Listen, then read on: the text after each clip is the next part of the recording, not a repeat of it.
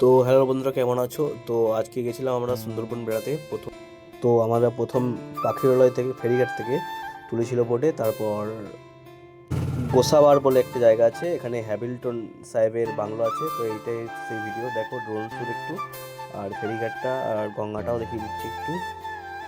সুন্দরবনের যে নদীটা আছে সেটাও দেখিয়ে দিচ্ছি একটু। ভিডিওটা ভালো লাগলে অবশ্যই একটা লাইক করে দিও আর পেজটিকে ফলো করে দিও। আর তোমরা কে কে সুন্দরবন বেড়াতে গেছো বা যেতে ইচ্ছুক অবশ্যই কমেন্ট করে জানিও।